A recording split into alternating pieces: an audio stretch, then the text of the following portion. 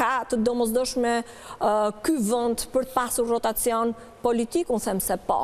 A ka kjo qeveri 1001 kusure që nëse shef dhe fushatën sot nuk jep llogari, nuk del përballë Partia Socialiste. Në çdo debat nuk e ke përballë që t'japi llogari dhe nga ana tjetër të ketë një debat për alternativën që ofron opozita. Ndërkohë që opozita ka një plan shumë konkret për një model të ri ekonomik për vendin. Me të gjithë problematikat që ju, Arditi, Juela, Eduardi pak më vonë edhe unë mund të listojmë, sërish duket sikur Partia Socialiste edhe në këto zgjedhje, të paktën në dukje, shkon e sigurt për të marrë një mandat katërt.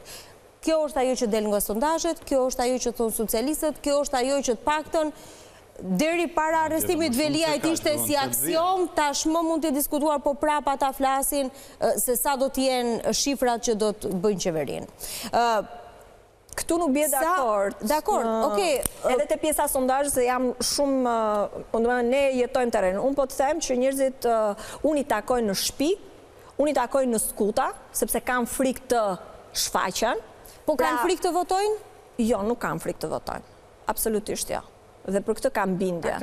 Do me thënë, ka njerëz të cilët punojnë administrat, të cilët kanë një biznes, dhe në qoftë se unë pi një kafe të biznesit ti i vjen tatimi, i vjen inspektimi, i vjen